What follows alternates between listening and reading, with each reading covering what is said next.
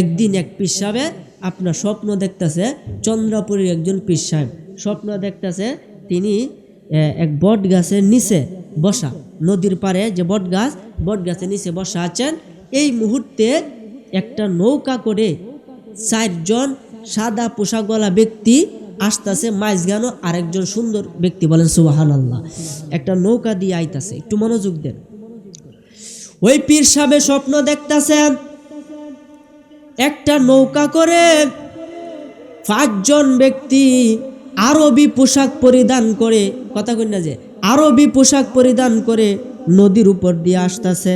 ওই পীর সাহেব বট গাছ নিচে বসা আছে। বাবা খুব মনোযোগ দেন, দেখতেছে নৌকাটা যে আইতাছে, নৌকার কোনো মাঝি নাই, মাঝি ছাড়া নৌকা চলতেছে, বলেন না সুবহানাল্লাহ। মাঝি ছাড়া নৌকা চলে এদিক সেদিক যেত না, কিন্তু মাঝি ছাড়া নৌকাটা চলতেছে।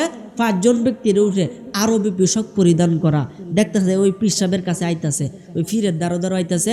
তখন ওই পীর সাহেব বয়স মাত্র 7 বছর, বলেন সুবহানাল্লাহ। এই 7 বছর বয়সের পীর সাহেব তখন দেখতেছে এই 5 জন ব্যক্তির মাঝখানে যে সুন্দর সুন্দর উসালাম্মা ব্যক্তিরা, ওই ছোট বাচ্চা মানে 7 বছরের যে পীর সাহেব, তারা ডাকতেছে, বাবা আয়ো নৌকা তু ডয়া। সে বয়া যায় না, ভাই সব্যনাশ আমিও যাইয়াম, তুই বেয়াদবি হয় তোর। এই মাঝখানের লোকে ডাক দিয়া কয়, বাবা যদি তুমি নৌকাত না আয়ো তাহলে বেয়াদবি হইব, আমি যে রেখে এটা করো, তুমি তাড়াতাড়ি আসো। নৌকায় যখন ওই পীর সাহেব উঠলো, মাঝখানে এলা তারা জাবুরে ধরছে, আলিঙ্গন করছে, বলেন সুবহানাল্লাহ। আলিঙ্গন করে তারা সাইডে দিছে, বলতেছে, বাবা আমি ইমাম মাহাদি আলাইহিস সালাম, বলেন সুবহানাল্লাহ। আমি ইমাম মাহাদি, আমার সাথে 4 জন দেখতেছে, 4টে তরিকার 4 জন ইমাম, বলেন সুবহানাল্লাহ। কাদরিয়া তরিকার ইমাম হযরত আব্দুল কাদের জিলানী, চিশতিয়া তরিকার ইমাম, মুজাদ্দিদিয়া তরিকার ইমাম এবং নকশবন্দি তরিকার ইমাম, এই 4 তরিকার 4 জন ইমাম আমার নৌকার মধ্যে উঠা আছে। আর আমি হইলাম হযরতে ইমাম মাহাদি আলাইহিস সালাম। আর যে নৌকাটা দেখতেছো এটা আর কিছু না, এটা হলো ইসলাম ধর্ম, বলেন সুবহানাল্লাহ। বর্তমানে ইসলাম ধর্মের মাঝি নাই, মাঝি ছাড়া কি নৌকা তো চলার ভাও নাই। এই কারণে তোমার আমি দায়িত্ব দিলাম, তুমি জামানার ইমাম হইয়া তুমি এই ইসলাম ধর্মের সামলাইবা, বলেন সুবহানাল্লাহ। এই কারণে নবীর দরজা শেষ, অলির দরজা শুরু হয়ে গেছে। এই সুরে বাড়িতে গেল, গিয়া তার বিবিরা বলতেছে, বিবি গো এরকম এরকম কাহিনী, আমারে হুজুরে দাওয়াত কইরা এত আপ্যায়ন করে খাওয়াইছে, শেষে আমারে কিছু টাকা হাতে দিয়া দিছে যাতে হুজুরের কাফনটা আমি চুরি না করি। ঠিক আছে, হুজুর যখন আগের থেকে কি কইছে তুমি যাইও না, চুরি টুরি করো না, কয় সম্ভ না চুরি হরা। রাত্র গভীর হয়ে গেছে। পরের দিন সকালে শুনে পীর সাহেব মারা গেছে। দলে দলে মানুষ যাইতেছে পীর সাহেব হুজুরকে দেখার জন্য। এ সুরেও তাদের সাথে গেছে, গিয়া দেখে অনেক বড় লোক ভক্তরা তারে অনেক দামি একটা কাফন দিয়া তারে দাফন করছে। এটা দেখে তার ভিতরে লোভ জাগ্রত হয়েছে, আমারে 150 টাকা দিছে, আমি তো ওই কাফনটা কমপক্ষে 300 টাকা বিক্রি করতে পারবো, তাহলে 150 টাকা আমি কেন লস খাইতাম? কথাটা বুঝিনি। বাড়িতে গেছে, বাড়িতে গিয়ে রাত্র গভীর ঘুমাই না। বিবি ডাক দিয়ে কই, স্বামী কি তুই আছে ঘুমাও না কেরে? শুনছো না পীর সাহেব যে মারা গেছে, ও পীর সাহেব মারা গেছে, তোমার একটা টেহা দিয়ে গেছে আগেতে, তুমি যাইতা কেরে? আর কথা কইস না, ঘুমায় থাক, তোর কাম তুই কর, আমার কাম আমি করি। এটা কয়ে রাত্র গভীর হয়েছে, সে কি করছে, দরজাটা খুললা আস্তে আস্তে কইরা ওই পীরের রওজা শরীফের মধ্যে গিয়ে উপস্থিত হয়ে গেছে, বলেন সুবহানাল্লাহ। বলেন আল্লাহ কারে কোন সময় হেদায়েত দেয় কোন জানে। এই সুরে যখন গেছে, গিয়া কবর খুদা শুরু করছি, কুদ্দাসে অর্ধেক কবর কুদার পরে দে, ভিতরে অর্ধেক সুর, বাহিরে অর্ধেক, কাফন টান দেওয়া শুরু করছে, পায়ের দিক থেকে টানে টানে আস্তে আস্তে কাফন যখন বুক পর্যন্ত আইছে, নাভি পর্যন্ত আসছে, পীরে জেতা হইয়া এ সুরের হাতের মাঝে থাবা দিয়ে দিলেছে, বলেন সুবহান।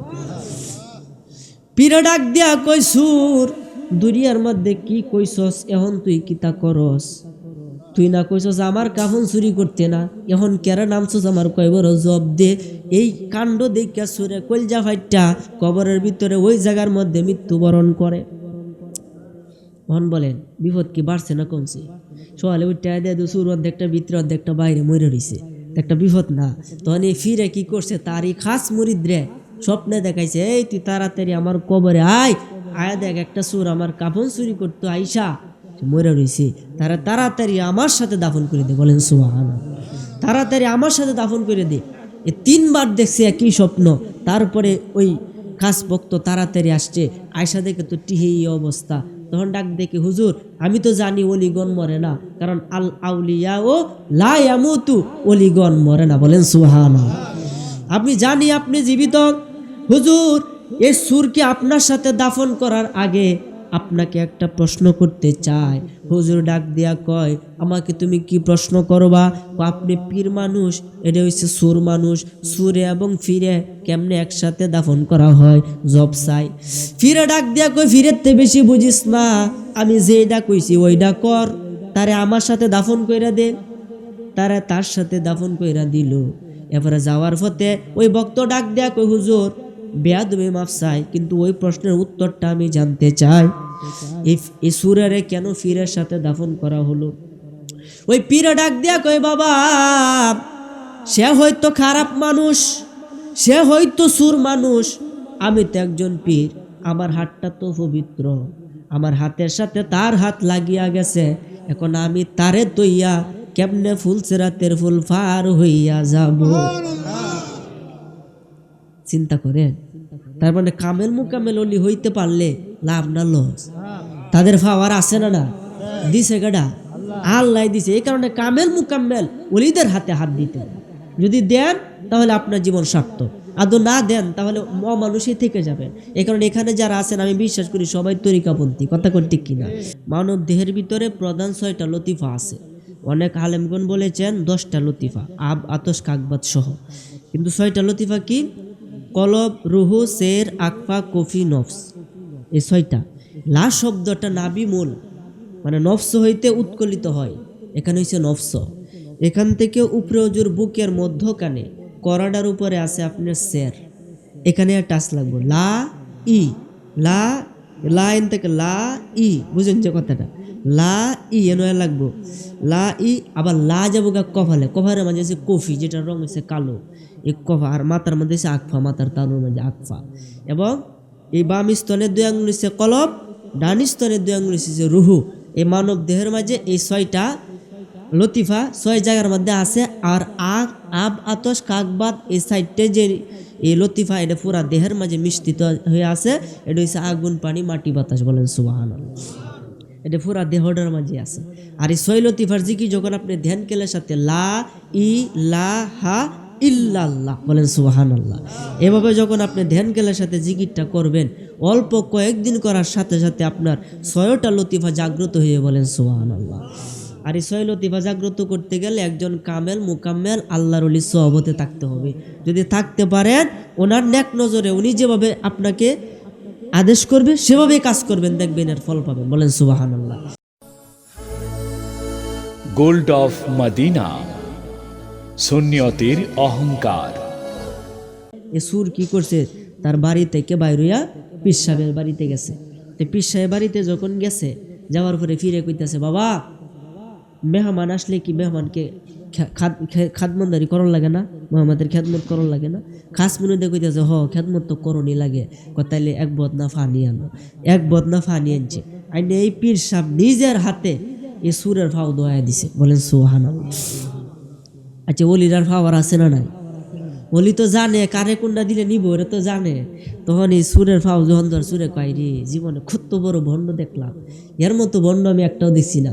কারণ আমি সুর এত বড় একটা খবিশ বদমাইশ, আমারে বা দাওয়াত দেয়া করে আমার ফাও নিজে দোয়াই দেয়, কোনো কথা? হুজুর আমার ডাক শুনকে হেডে কই। পীরে ডাক দেয়া কই, বাবা আগে কিছু খায়ালো, এরপরে কথা। খাবার রেডি করছে, নিজের হাতে পীরে তারে পরিবেশন করে খাবার খাওয়াইছে, অনেক আইটেম করছে। এত আপ্যায়ন দেখা সুরে মনে মনে কয়, ঠিক আছে আগে খাই ফেটটা বড়ি, পরে আলাপ করি। অনেক আইটেম খাওয়া দাওয়ার পরে যখন রেস্ট নিতেছে, ভক্তরা দূরে চলে গেছে, একমাত্র চুর এবং পীর সাহেব একসাথে বসা। পীর সাহেব ডাক দিয়ে কয়, বাবা তোমার সাথে কয়টা কথা কইতাম। কোকো হয়, সমস্যা নেই। পীর সাহেব ডাক দিয়ে কয়, বাবা তুমি যে ব্যবসাটা করো এই সম্পর্কে আমি খুব ভালোভাবে জানি। বলেন সুবহানাল্লাহ। তুমি যে ব্যবসা করো, তোমার পরিবারের দায়ে বিবি বাচ্চারে খাওয়াও নে, এটা আমি খুব ভালোভাবেই জানি। হুজুর আপনি কেমনে জানলেন? আমি আমার কাশফ খোলা। বলেন সুবহানাল্লাহ। আমার অন্তঃচক্ষু খোলা। মানুষের চোখ হলো 4টা, 2টা হইছে চর্ম চোখ আর 2টা হইছে কলবের চোখ। এই চোখ দিয়ে আপনি 1 মাইল 2 মাইল দেখতে পারবেন। আর এই কলবের চোখ যদি আপনার খুলিয়া যায়, এই জায়গার মধ্যে বসে তামাম বিশ্ব মাখলুকাতের খবর নিতে পারবেন। বলেন সুবহানাল্লাহ। কেমনে? বড় পীর আব্দুল কাদের জিলানীর কাশফ খোলা ছিল। বলেন না সুবহানাল্লাহ। বড় পীর আব্দুল কাদের জিলানী ঘরের ভিতরে একদিন এক সুর গেছে চুরি করতো, হিন্দেগে ঢুকছে চুরি করতো। বড় পীর আব্দুল কাদের জিলানী কয়, যে স্বর্ণ তোমরা গলার মধ্যে ঝুলাও, যে স্বর্ণ তোমরা কানের মধ্যে ঝুলাও, এই স্বর্ণ আমি ভাবের তলা রাহি। চুরি কথা ভুলে গেছে, রাত্রে চুরি করতো। চুরি হয়ে রেখে দেখিস তাই নাই ঘরের ভিতরে বিছাইতেছে বিছাইতেছে, ফাইনা ফাইনা ফাইনা। হঠাৎ করে দেখতেছে হুজুরে শীতের দিন একটা কম্বল গায়ে দিয়ে শুয়ে রয়েছে। তখন কি হচ্ছে, কম্বলে কোনার ধরে টানা শুরু করছে, যে কম্বল টান দিলে যায় আমগা জয়টে বেস্তারি টানতেছে টানতেছে, মাশাল্লাহ ঘন্টাখানেকের মতো টানছে, এবারে কম্বলে মাথা আয় না। বলেন সুবহানাল্লাহ। এই টাইনে টাইনে কাহিল হয়ে গেছে। আরেকবার বড় পীর আব্দুল কাদের জিলানী কম্বলকে আদেশ করলো, কম্বল তারে জড়ায়া ধরো। কম্বল তারে জড়ায়া ধরছে, সে আর যাইতে পারে না। ওই মুহূর্তে গাউসে পাকের ঘরের ভিতরে হজরতে খিজির আলাইহিস সালাম উপস্থিত হইয়া যায়। খিজির আলাইহিস সালাম ডাক দিয়া কই, হুজুর গো, আপনি যে ওই দেশের মধ্যে একটা কুতুব দিছিলেন, একজন ওলি দিছিলেন, উনি তো মারা গেছে। এখন তো এলাকার মাঝে একটা গন্ডগোল লাগিয়া গেছে, মানুষে মানুষে মারামারি কাটাকাটি করতেছে। এই মুহূর্তে আজকে রাতের ভিতরে ওই জায়গার জন্য একটা প্রতিনিধি, একজন খলিফা, একজন কুতুব আপনি বানায়া দেন, নাইলে এই এলাকা ধ্বংস হইয়া যাবে। বড় পীর আব্দুল কাদের জিলানী ডাক দিয়া কই, বাবা এত রাত্রে আমি কুতুব ফায়াম কই? আমার কাছে যত কুতুব ছিল সব তো আমি বিভিন্ন দেশে দিয়া দিছি, আর কুতুব নাই। না হুজুর, আজকে রাত্রির ভিতরে দিতে হবে। কয়েকটা ঠিক আছে, যাও আমার খাটের নিচে গিয়া দেখো একজন কুতুব আছে, ওই কুতুবটারে তোমাদের এলাকার জন্য আমি প্রতিনিধি হিসাবে নিযুক্ত করিয়া দিলাম। আচ্ছা, আপনারা কোন খাটের নিচে কি কুতুব না সুর? সুরে কাটের নিচে সুরে সর্বনাশটা করছে, আমারও তো মারি ফেলবো। এই বাইরও টাইম দিয়ে বাইর করছে। হুজুর এটা নি কুতুব? কয় যে এটা কুতুব। সুরে ডাক দেখো, হুজুর বেয়াদবি মাফ করবেন, আপনি যে আমার কুতুব বানাইছেন, তো কুতুব অর্থ কি তো আমি বুঝি না। অজু কইরাও, অজু কইরাইছে, তার দিকে বেলায়েতের নজরে তাকাইছে, পুরা 30 ফারাক কোরআনের হাফেজ হয়ে গেছে। তারা একজন কামেল মুকামেল অলি বানায় ওই জগতের মধ্যে পাঠায় দিছে। তাহলে চিন্তা করেন তাদের কাশফ কতটুকু খোলা। বলেন না সুবহানাল্লাহ। তখন এই সুরের এই পীরের কাশফ খোলা। ফিরে ডাক দিয়ে কই, বাবা তুমি যে ব্যবসাটা করো এটা সম্পর্কে তো আমি ভালো জানি। তাহলে হুজুর বেয়াদবি মাফ চাই, আমি আর এটা করতাম না। না, তোমার এটা না হারলে কইতাছি না, কিন্তু আমি যদি মারা যাই অন্তত আমার কাফনটা তুমি চুরি করো না। এই কথাটা যখন কইতাছে, খুব সংক্ষেপে কইতাছি, তখন এই সূরা ডাক দেখে, হুজুর আপনি আমাকে এত আপ্যায়ন করে খাওয়াইছেন, এত কিছু দিছেন, আমি আপনার কাফন চুরি করতাম না। কয়ার পরও সুরের কোনো বিশ্বাস নেই। কত বেশি একটা কাফন? বড় 150 টাকা। নেও অগ্রিম, তাকে 150 টাকা দিল, যে অগ্রিম তোমার আমি টাকা দিয়া দিলাম, এরপরও আমার কাফনটা তুমি চুরি কইরো না। সুরে সভ্য না সুযোগ, এটা কোনো কথা? আপনি একজন অলি মানুষ, আপনার কাফন আমি চুরি করাম না, টেহা লাগতো না, লই যায়। এরপরও জোর করে সুরের 150 টাকা দিছে। সুরে মহা খুশিতে বাড়িতে আসছে, আসে তার বিবিরে সম্পূর্ণ ঘটনা খুললে কইছে। এর পরের দিনে শুনে ফিসাব আর নাই, ফিসাব মারা গেছে। ইন্না লিল্লাহি। তার মানে ফিসাব জানতো তিনি কবে মারা যাইবেন। কথা কোন ঠিক কিনা? জানাইছে কে? আল্লাহ জানাই দিছে। আমার ভাইরা, বাবারা, বন্ধুরা খুব মনোযোগ দেন।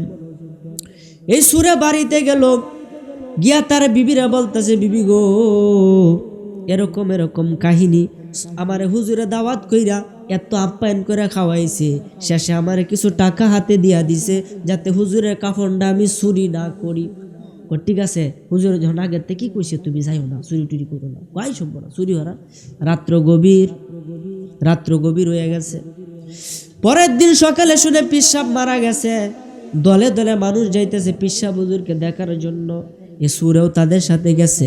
গিয়া দেখে অনেক বড় লোক ভক্তরা তারে অনেক দামি একটা কাফন দিয়া তারে দাফন করছে। এটা দেখে তার ভিতরে লোভ জাগ্রত হইছে। আমারে 150 টাকা দিছে, আমি তো ওই কাফনটা কমপক্ষে 300 টাকা বিক্রি করতে পারবো, তাহলে 150 টাকা আমি কেন লস খাইতাম? কথাটা বুঝিনি। বাড়িতে গেছে, বাড়িতে গিয়ে রাত্র গভীর, ঘুমাই না।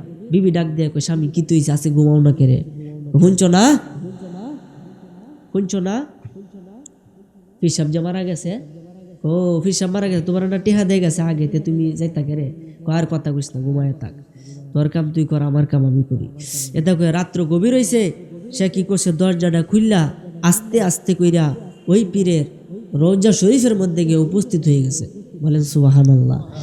বলেন আল্লাহ কারে কোন সময় হেদায়েত দেয় কোন জানে। এই সুরে যখন গেছে গিয়া কবর খুদা শুরু করছি, কুদ্দাসে অর্ধেক কবর কুদার পরে দে, ভিতরে অর্ধেক সুর, বাহিরে অর্ধেক, কাফন টান দেওয়া শুরু করছে, পায়ের দিক থেকে টানে টানে আস্তে আস্তে কাফন যখন বুক পর্যন্ত আইছে, নাভি পর্যন্ত আসছে, পীরে জেতা হইয়া এ সুরের হাতের মাঝে থাবা দিয়ে দিয়েছে। বলেন সুবহান। পীরে ডাক দিয়া কই, সুর দুনিয়ার মধ্যে কি কইছস, এখন তুই কিতা করস? তুই না কইছস আমার কাফন চুরি করতে না, এখন কেরা নামছস আমার কয়বর জব দে। এই কাণ্ড দেখা সুরে কলজা ফাইটটা কবরের ভিতরে ওই জায়গার মধ্যে মৃত্যুবরণ করে। মন বলেন বিপদ কি বাড়ছে না কমছে? সকালে উঠতে দিয়ে সুর অর্ধেকটা ভিতরে অর্ধেকটা বাইরে মরে রয়েছে, একটা বিপদ না? তখন এই ফিরে কি করছে, তারই খাস মুরিদ রে স্বপ্নে দেখাইছে, এই তুই তাড়াতাড়ি আমার কবরে আয়, আয়া দেখ একটা সুর আমার কাফন চুরি করতো আইসা মরে রয়েছে, তারা তাড়াতাড়ি আমার সাথে দাফন করে দে। বলেন সুবহানাল্লাহ। তাড়াতাড়ি আমার সাথে দাফন করে দে। এ 3 বার দেখছে একই স্বপ্ন। তারপরে ওই খাস ভক্ত তাড়াতাড়ি আসছে, আয়সা দেখে তো টিহেই অবস্থা। তখন ডাক দেখে, হুজুর আমি তো জানি ওলিগণ মরে না, কারণ আল আউলিয়া ও লা ইয়ামুতু, ওলিগণ মরে না। বলেন সুবহানাল্লাহ। আপনি জানি আপনি জীবিত। হুজুর এই সুরকে আপনার সাথে দাফন করার আগে আপনাকে একটা প্রশ্ন করতে চাই। হুজুর ডাক দিয়া কয়, আমাকে তুমি কি প্রশ্ন করবা? আপনি পীর মানুষ, এটা হচ্ছে সুর মানুষ, সুরে এবং ফিরে কেমনে একসাথে দাফন করা হয় জব চাই। ফিরে ডাক দিয়া কয়, ফিরের তে বেশি বুঝিস না, আমি যেটা কইছি ওইটা কর, তারে আমার সাথে দাফন কইরা দে। তারা তার সাথে দাফন কইরা দিল। এবারে যাওয়ার পথে ওই ভক্ত ডাক দেয়া কই, হুজুর বেয়াদবি মাফ চাই, কিন্তু ওই প্রশ্নের উত্তরটা আমি জানতে চাই, এই সুরেরে কেন ফিরের সাথে দাফন করা হলো? ওই পীরে ডাক দেয়া কই, বাবা সে হয়তো খারাপ মানুষ, সে হয়তো সুর মানুষ, আমি তো একজন পীর, আমার হাতটা তো পবিত্র, আমার হাতের সাথে তার হাত লাগিয়া গেছে, এখন আমি তারে তৈয়া কেমনে ফুলসেরাতের ফুল ফার হইয়া যাব? চিন্তা করে। তার মানে কামেল মুকামেল অলি হইতে পারলে লাভ না লস? তাদের পাওয়ার আছে না? না দিছে গাডা, আল্লাহ দিছে। এই কারণে কামেল মুকাম্মেল অলিদের হাতে হাত দিতে, যদি দেন তাহলে আপনার জীবন সার্থক, আদৌ না দেন তাহলে অমানুষই থেকে যাবে। এই কারণে এখানে যারা আছেন আমি বিশ্বাস করি সবাই তরিকাপন্থী, কথা কোন ঠিক কিনা? 4 তরিকা, কাদরিয়া, চিস্তিয়া, নকশবন্দিয়া, মুজাদ্দিদিয়া, এই 4 তরিকার যে কোনো একটা তরিকার মধ্যে যদি আপনি উঠতে পারেন, আপনি নবীর বাড়িতে যেতে পারবেন। বলেন সুবহানাল্লাহ। নবীর থেকে এডি আইছে, কেমনে আইছে? নবীর থেকে আইছে হজরতে আবু বকর এবং হজরতে আলী রাদিয়াল্লাহু তাআলা আনহু। আবু বকর থেকে আইছে 2টা তরিকা, আলী রাদিয়াল্লাহু তাআলা আনহু থেকে আইছে 2টা তরিকা। বলেন সুবহানাল্লাহ। এই 4টা তরিকা আমরা পাইলাম। একদিন এক পীর সাহেব আপনার স্বপ্ন দেখতেছে, চন্দ্রপুরের একজন পীর সাহেব স্বপ্ন দেখতেছে, তিনি এক বট গাছের নিচে বসা, নদীর পাড়ে যে বট গাছের নিচে বসা আছেন। এই মুহূর্তে একটা নৌকা করে 4 জন সাদা পোশাকওয়ালা ব্যক্তি আসতেছে, মাঝখানে আরেকজন সুন্দর ব্যক্তি। বলেন সুবহানাল্লাহ। একটা নৌকা দিয়ে আইতাছে, একটু মনোযোগ দেন। ওই পীর সাহেব স্বপ্ন দেখতেছেন, একটা নৌকা করে 5 জন ব্যক্তি আরবি পোশাক পরিধান করে, কথা কই না যে আরবি পোশাক পরিধান করে নদীর উপর দিয়ে আসতেছে। ওই পীর সাহেব বট গাছ নিচে বসা আছে। বাবা খুব মনোযোগ দেন, দেখতেছে নৌকাটা যে আইতাছে, নৌকার কোনো মাঝি নাই, মাঝি ছাড়া নৌকা চলতেছে। বলেন না সুবহানাল্লাহ। মাঝি ছাড়া নৌকা চলে এদিক সেদিক যেত না, কিন্তু মাঝি ছাড়া নৌকাটা চলতেছে। 5 জন ব্যক্তির উঠে আরবি পোশাক পরিধান করা দেখতেছে। ওই পীর সাহেবের কাছে আইতাছে, ওই ফিরের দ্বারো আইতাছে। তখন ওই পীর সাহেব বয়স মাত্র 7 বছর। বলেন সুবহানাল্লাহ। এই 7 বছর বয়সের পীর সাহেব তখন দেখতেছে এই 5 জন ব্যক্তির মাঝখানে যে সুন্দর সুন্দর উসালাম্মা ব্যক্তিরা, ওই ছোটো বাচ্চা মানে 7 বছরের যে পীর সাহেব, তারা ডাকতেছে, বাবা আয়ো নৌকা তো ডয়া। সে বয়া যায় না, ভাই সব্যনাশ আমি যাই আম বেয়াদবি হয়। তখন এই মাঝখানের লোকে ডাক দিয়া কয়, বাবা যদি তুমি নৌকাত না আয়ো তাহলে বেয়াদবি হইব, আমি যে রেখে এটা করো, তুমি তাড়াতাড়ি আসো। নৌকায় যখন ওই পীর সাহেব উঠলো, মাঝখানে এলা তারা জাবুরে ধরছে, আলিঙ্গন করছে, বলেন সুবহানাল্লাহ। আলিঙ্গন করে তারা সাইডে দিছে, বলতেছে বাবা আমি ইমাম মাহাদি আলাইহিস সালাম, বলেন সুবহানাল্লাহ। আমি ইমাম মাহাদি, আমার সাথে যে 4 জন দেখতেছে, 4টে তরিকার 4 জন ইমাম, বলেন সুবহানাল্লাহ। কাদরিয়া তরিকার ইমাম হযরত আব্দুল কাদের জিলানী, চিশতিয়া তরিকার ইমাম, মুজাদ্দিদিয়া তরিকার ইমাম এবং নকশবন্দি তরিকার ইমাম, এই 4 তরিকার 4 জন ইমাম আমার নৌকার মধ্যে উঠা আছে। আর আমি হইলাম হযরতে ইমাম মাহাদি আলাইহিস সালাম। আর যে নৌকাটা দেখতেছো, এটা আর কিছু না, এটা হলো ইসলাম ধর্ম, বলেন সুবহানাল্লাহ। বর্তমানে ইসলাম ধর্মের মাঝি নাই, মাঝি ছাড়া কি নৌকা তো চলার ভাও নাই। এই কারণে তোমার আমি দায়িত্ব দিলাম, তুমি জামানার ইমাম হইয়া তুমি এই ইসলাম ধর্মের সামলাইবা, বলেন সুবহানাল্লাহ। এই কারণে নবীর দরজা শেষ, অলির দরজা শুরু হয়ে গেছে। যাই হোক আমার ভাইরা, বাবারা, বন্ধুরা, আমি আপনাদেরকে উদারত আহ্বান জানাবো। আমি অসুস্থ মানুষ, আলোচনা আর দীর্ঘায়িত করব না। আমার আশা ছিল, কারণ আপনারা কিন্তু আমার মোহব্বতের মানুষ, আমার আশা ছিল আপনাদেরকে নিয়ে মন প্রাণ করলে আলোচনা করব, কিন্তু অবস্থার লেগে করতাম না। আলোচনা আমি দীর্ঘায়িত করব না, যতটুকু করেছি এটার উপরে যেন আল্লাহ সর্বপ্রথম আমাকে আমল করে তৌফিক দান করে, বলেন আমিন। আজকের কথার মূল কথা হলো, যতদিন বেঁচে থাকবেন কামেল মুকাম্মেল আল্লাহর ওলির কথা মতো চলবেন। রাজি আছেন তো ইনশাল্লাহ? এবং জিকির সকাল সন্ধ্যা করার চেষ্টা করবেন। 4 তরিকার জিকির আছে, 4 প্রকার। আমি যতটুকু, আরও জিকির আছে। একটা হচ্ছে ইসমে জাত, মানে সরাসরি আল্লাহ, আল্লাহ নামে যে জিকির। এরপরে ফাসান ফাস, শ্বাসে টানবেন এবং ফালবেন। যেমন লা ইলাহা টান দিবেন, ইল্লাল্লাহ ছাড়বেন। লা ইলাহা ভিতরে নিবেন, ইল্লাল্লাহ ছাড়বেন। এটা হচ্ছে ফাসান ফাসের জিকির। এরপরে 6 লতিফার জিকির আছে, এই জিকির গোড়া করবেন এবং সবসময় মুরাকাবার হালে থাকার চেষ্টা করবেন। নবীজি 14 বছরে উঠে মুরাকাবা করছে, বলেন সুবহানাল্লাহ। মুরাকাবা কি সহজ বিষয়? ধ্যান করবেন, মুশাহাদা করবেন। এগুলো না করলে এটা কামেল পীর ছাড়া এটা হইতো না ইনশাআল্লাহ। আপনারা তাদের কাছে যাবেন, তাদের হাতে বায়াতে রাসূল গ্রহণ করবেন এবং নিজের জীবনকে আমলে পরিণত করবেন। যাবতীয় প্রশংসা সেই মহান আল্লাহ তাআলার দরবারে, যিনি আপনাকে আমাকে এই কনকনে শীতের মধ্যেও আজকের আজিমুশান বরকতপূর্ণ নূরানি মাহফিলে আসার মতন, বসার মতন তৌফিক দিয়েছেন। এই জন্য আবারও বলি আলহামদুলিল্লাহ। এই যে আপনারা এতক্ষণ জিকির করছেন, এতে কি লাভ হয়েছে না লস হয়েছে? এই যে লা ইলাহা ইল্লাল্লাহ জিকিরটা কিন্তু 6 লতিফার জিকির। মানব দেহের ভিতরে প্রধান 6টা লতিফা আছে। অনেক আলেমগণ বলেছেন 10টা লতিফা, আব আতস কাকবাত সহ। কিন্তু 6টা লতিফা কি? কলব, রুহু, সের, আকফা, কফি, নফস, এই 6টা। লা শব্দটা নাবি মূল, মানে নফস হইতে উৎকলিত হয়। এখানে হচ্ছে নফস। এখান থেকে উপরে অজুর বুকের মধ্যখানে করাডার উপরে আছে আপনার সের। এখানে টাচ লাগবে লা ই, লা লাইন থেকে লা ই, বুঝেন যে কথাটা? লা ই এনে লাগবো, লা ই। আবার লা যাবো গা কফালে, কফারের মাঝে আছে কফি, যেটার রং হচ্ছে কালো, এই কফা। আর মাথার মধ্যে হচ্ছে আকফা, মাথার তালুর মাঝে আকফা। এবং এই বাম স্তনে 2 আঙ্গুল হচ্ছে কলব, ডান স্তনে 2 আঙ্গুল হচ্ছে রুহু। এই মানব দেহের মাঝে এই 6টা লতিফা 6 জায়গার মধ্যে আছে। আর আব আতস কাকবাত এই 4টে যে এই লতিফা, এটা পুরা দেহের মাঝে মিশ্রিত হয়ে আছে। এটা হচ্ছে আগুন, পানি, মাটি, বাতাস, বলেন সুবহানাল্লাহ। এটা পুরা দেহটার মাঝে আছে।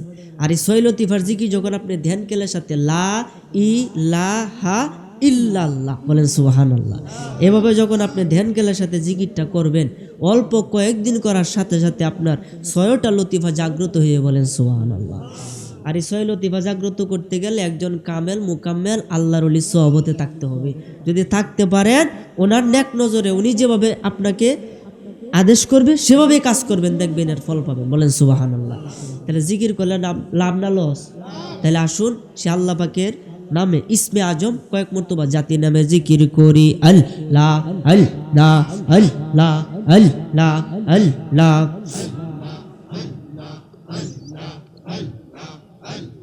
মাশাআল্লাহ, আল্লাহ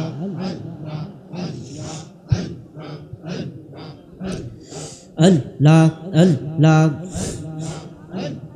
বেবে দেখ রে আমার মন দম ফুরাইলে কে তোমারে কইরা নেয়া পवन মাশাল্লাহ বেবে দেখ রে আমার মন দম ফুরাইলে কে তোমারে কইরা নেয়া পवन মাশাল্লাহ খাঁচার পাখি উইরা গেলে পইরা থাকবো কাঁচা আজা এই পারের লোক ওই পারে তরে বানাই দিব বাসা মাশাল্লাহ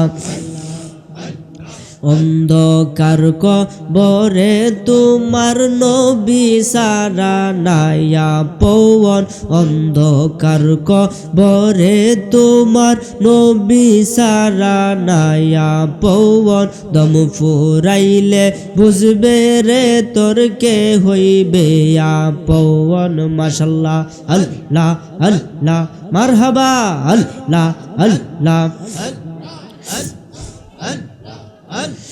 মদিনা মদিনা আশিক মুমিনের ঠিকানা মাশাল্লাহ दीदार चाहिए कादो तुमरा दीदार चाहिए कादो तुमरा हो ना नबीर दीवाना मदीना मदीना आशिक मुमिনের ঠিকানা মাশাল্লাহ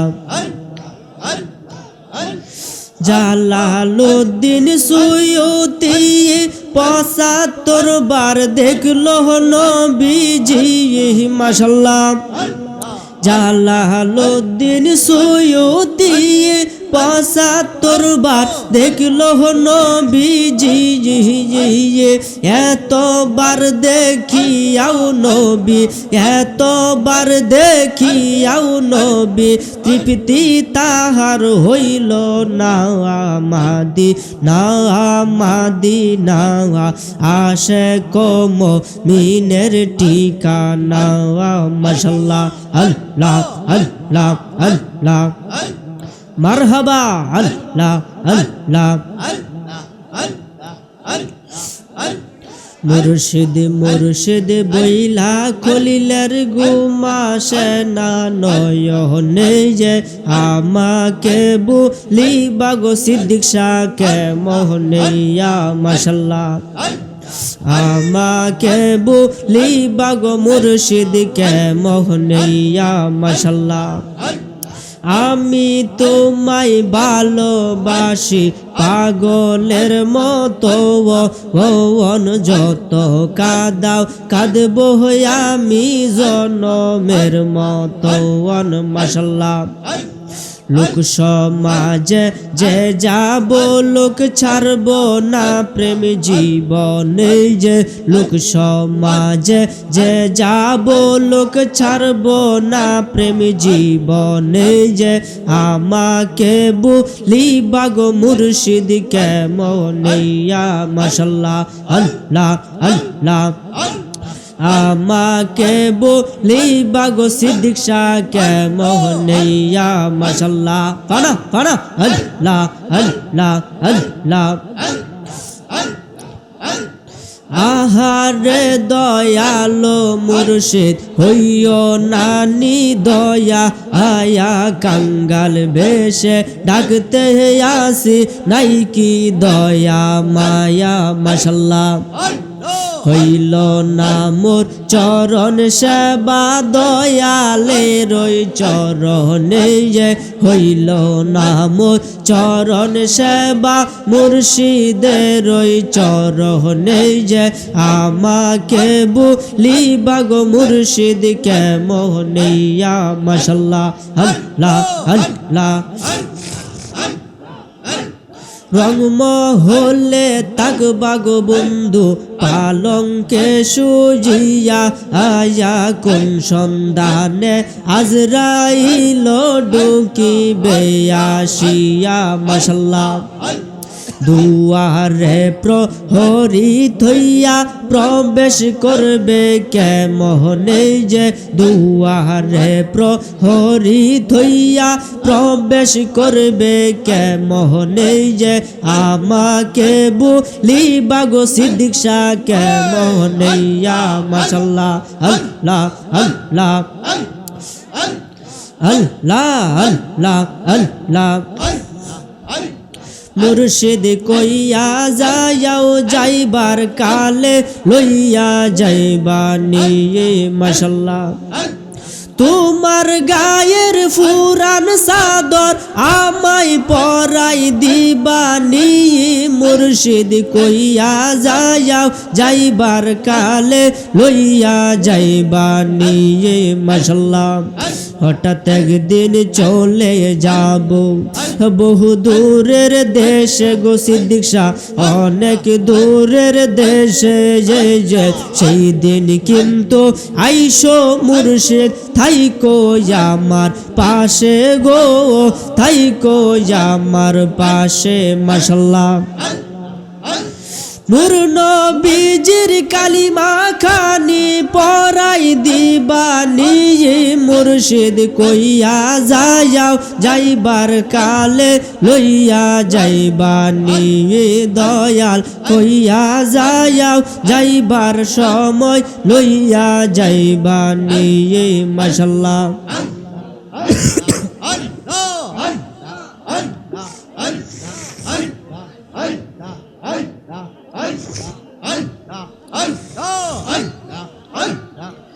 লা ইলাহা ইল্লাল্লাহু মুহাম্মাদুর রাসূলুল্লাহ সাল্লাল্লাহু আলাইহি ওয়াসাল্লাম কাল পরকাল উভয় কালে তাদের কোনো টেনশন নেই এটা পবিত্র কোরআনের কথা আমার কথা না তার মানে বোঝা গেছে আল্লাহর বন্ধু হইলে ভয় নাই কিন্তু বন্ধু না হইলে ভয় আছে কথা কিন্তু এটাই আল্লাহ কইছে বন্ধু যদি হইয়া যাও তাহলে ভয় নাই কিন্তু বন্ধু যদি না হয় তাহলে ভয় আছে এই যে আজকের মাহফিলটা হইতেছে এই মাহফিলের মধ্যে আমার আল্লাহ আছে না নাই নবীজি আছে না নাই এই বিশ্বাস আপনাদের আছে তো মনে রাখবেন আল্লাহ আছে নবীও আছে কিন্তু আমরা কাউকে দেখি না চিনিও না এখন কবরে যখন আপনাকে জিজ্ঞাসা করবে মান রব্বুকা তোমার রব কে আপনি কি আল্লাহরে দেখছেন হ্যাঁ তাহলে উত্তর কেমনে দিবেন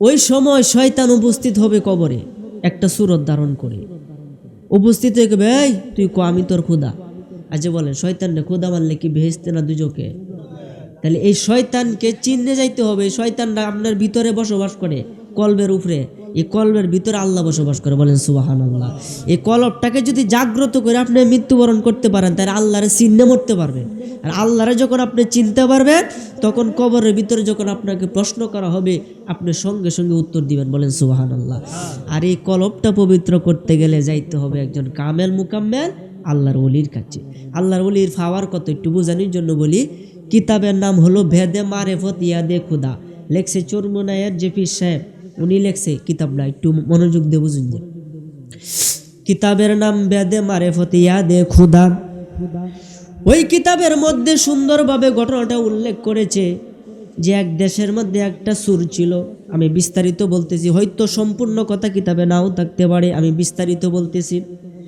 এক সুরে কাফন চুরি করতো কি সুর কাফন চুরি একটু মনোযোগ দিন সুরে কাফন চুরি করতো করতে করতে 40 বছর ধরে কাফন চুরি করে কয় বছর 40 বছর ধরে কাফন চুরি করে করতে করতে সে আগে তো মানুষের বাড়ি বাড়ি চুরি করতো মাইটার খাইতো খায় কইতেছে না এখন মানুষের বাড়ি বাড়ি চুরি না কইরা যখন মানুষ মৃত্যুবরণ করবে তার কবরের ভিতরে ঢুইকা তার কাপড়টা টান দিয়ে লয়ে আসবো এই ব্যবসা শুরু করছে করতে করতে 40 বছর গেছে ওই জামানার মধ্যে একজন কামেল মুকাম্মেল আল্লাহর ওলি ছিল ওই ওলি ডাক দেয়া কই তার খাস ভক্তরে যে এমনাইও তার খাস ভক্ত আইছে হুজুর আমার ডাকছো ক ওই গ্রামের মধ্যে এরকম একটা লোক বসবাস করে তুমি চিনো কয় হুজুর চিনি তো ক তার আগে বলবা আজকে দুপুরে আমার সাথে তার দাওয়াত আমার ঘরে এসে দুলা ভাত খাইব আমি তার দাওয়াত করলাম যেহেতু আমি অসুস্থ, যেহেতু আমি আর সামনে আলোচনা বাড়াতে চাচ্ছি না, আমার জন্য সকলে দোয়া করবেন।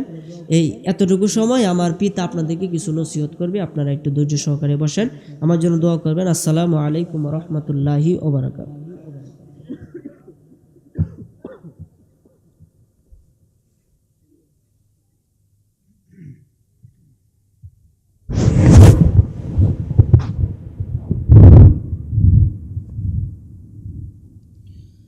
আসসালামু আলাইকুম ওয়া রাহমাতুল্লাহি ওয়া বারাকাতুহু।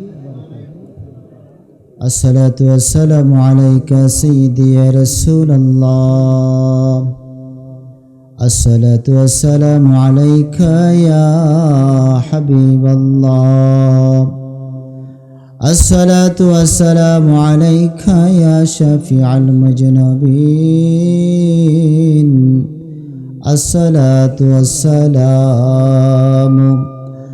আলাইকা ইয়া রাহমাতাল লিল আলামিন। আলহামদুলিল্লাহ, আল্লাহ পাকের অসংখ্য শুকরিয়া যে মহান আল্লাহ পাক রব্বুল আলামিন আমাদেরকে বিভিন্ন স্থান থেকে এই বরকতপূর্ণ নুরানি মাহফিলে আসার মতন বসার মতন তৌফিক দিয়েছেন, সেজন্য বলি আলহামদুলিল্লাহ।